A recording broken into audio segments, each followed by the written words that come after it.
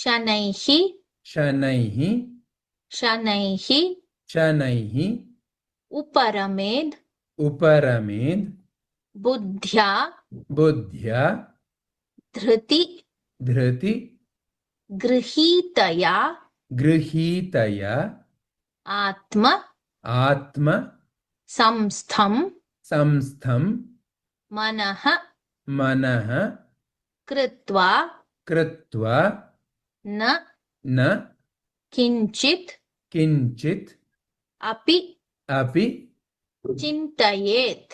चिन्तयेत्। शनैरुपरमेद् शनैरुपरमेत् बुद्ध्या धृतिगृहीतया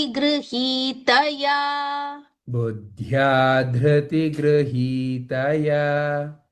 आत्मसंस्थं मनः कृत्वा आत्मसंस्थं मनः कृत्वा न किञ्चिदपि चिन्तयेत्। न किञ्चिदपि चिन्तयेत्।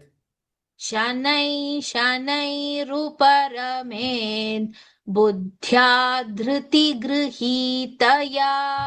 शनैरुपरमेद् बुद्ध्या धृतिगृहीतया आत्मसंस्थं मनः कृत्वा न किञ्चिदपि चिन्तयेत्। आत्मसंस्थं मनः कृत्वा न किञ्चिदपि चिन्तयेत्। शनैरुपरमेद् बुद्ध्या धृतिगृहीतया आत्मसंस्थं मनः कृत्वा न किञ्चिदपि चिन्तयेत्। शनैरुपरमेद् बुद्ध्या धृतिगृहीतया आत्मसंस्थं मनः कृत्वा न किञ्चिदपि चिन्तयेत्। Slowly and steadily, with conviction in the intellect, the mind will become fixed in God alone and will think of nothing else. ನಿಧಾನವಾಗಿ ಮತ್ತು ಸ್ಥಿರವಾಗಿ ಬುದ್ಧಿಯಲ್ಲಿ ದೃಢ ನಿಶ್ಚಯದಿಂದ ಮನಸ್ಸು ದೇವರಲ್ಲಿ ಮಾತ್ರ ಸ್ಥಿರವಾಗುತ್ತದೆ ಮತ್ತು ಬೇರೆ ಯಾವುದರ ಬಗ್ಗೆಯೂ ಯೋಚಿಸುವುದಿಲ್ಲ.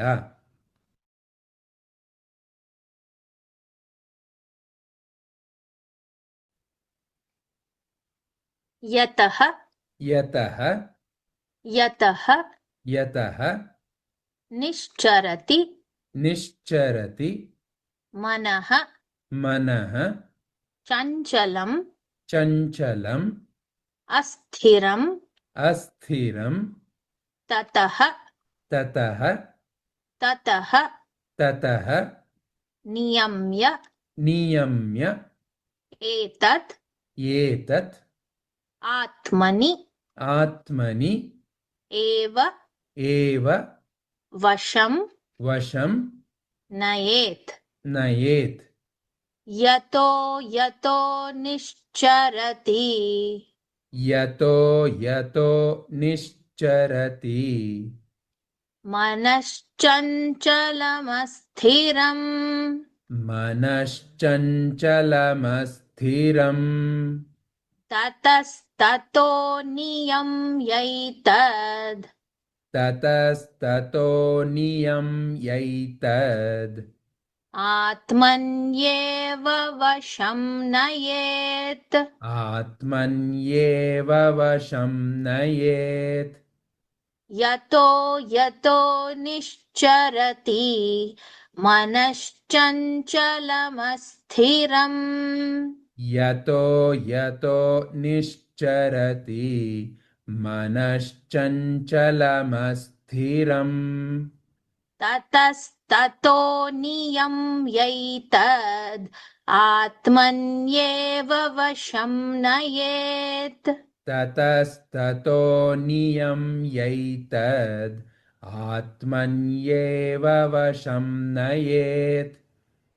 यतो यतो निश्चरति मनश्चञ्चलमस्थिरम् ततस्ततो नियम्यैतद् आत्मन्येव वशं नयेत् यतो यतो निश्चरति मनश्चञ्चलमस्थिरम् ततस्ततो नियम्यैतद् आत्मन्येव वशं नयेत्.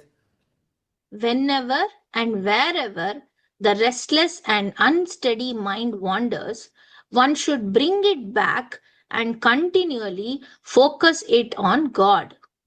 ಚಂಚಲ ಮತ್ತು ಅಸ್ಥಿರ ಮನಸ್ಸು ಅಲೆದಾಡುವಾಗಲೆಲ್ಲ ಎಲ್ಲೆಲ್ಲಿ ಅಲೆದಾಡುತ್ತದೆಯೋ ಅದನ್ನು ಹಿಂದಕ್ಕೆ ತಂದು ನಿರಂತರವಾಗಿ ದೇವರ ಮೇಲೆ ಕೇಂದ್ರೀಕರಿಸಬೇಕು. ಪ್ರಶಾಂತ ಪ್ರಶಾಂತ ಮನಸಂ ಮನಸಂ ಹಿ ಹಿ ಏನಂ ಏನಂ ಯೋಗಿನಂ ಯೋಗಿನಂ ಸುಖಂ ಸುಖಂ ಉತ್ತಮಂ ಉತ್ತಮಂ ಉಪೈತಿ ಉಪೈತಿ ಶಾಂತ ಶಾಂತ ರಜಸಂ ರಜಸಂ ಬ್ರಹ್ಮ ಬ್ರಹ್ಮ ಭೂತಂ ಭೂತಂ ಅಕಲ್ಮಷಂ ಅಕಲ್ಮಷಂ ಪ್ರಶಾಂತಮನಸಂ ಹ್ಯೇನಂ ಪ್ರಶಾಂತಮನಸಂ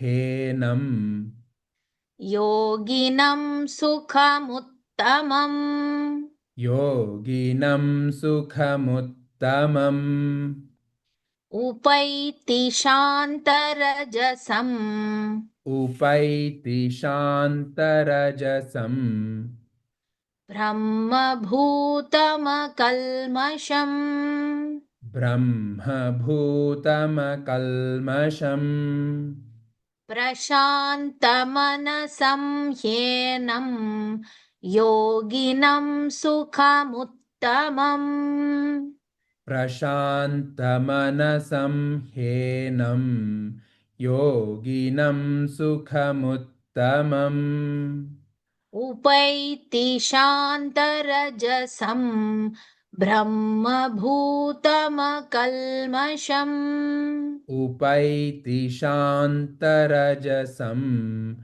ब्रह्मभूतमकल्मषम् प्रशान्तमनसं ह्येनं योगिनं सुखमुत्तमम् उपैति शान्तरजसं ब्रह्मभूतमकल्मषम् प्रशान्तमनसं ह्येनं योगिनं सुखमुत्तमम् उपैति शान्तरजसं ब्रह्मभूतमकल्मषम्.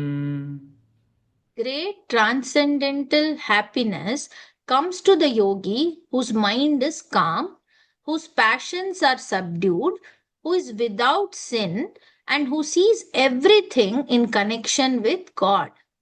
ಯಾರ ಮನಸ್ಸು ಶಾಂತವಾಗಿರುತ್ತದೆಯೋ, ಯಾರ ಕಾಮಗಳು ನಿಗ್ರಹಿಸಲ್ಪಟ್ಟಿರುತ್ತವೆಯೋ, ಯಾರು ಪಾಪರಹಿತವಾಗಿರುತ್ತಾನೋ ಮತ್ತು ಎಲ್ಲವನ್ನೂ ದೇವರ ರೂಪದಲ್ಲಿ ನೋಡುತ್ತಾನೋ ಆ ಯೋಗಿಗೆ ಮಹಾ ಅಲೌಕಿಕ ಆನಂದವು ಬರುತ್ತದೆ.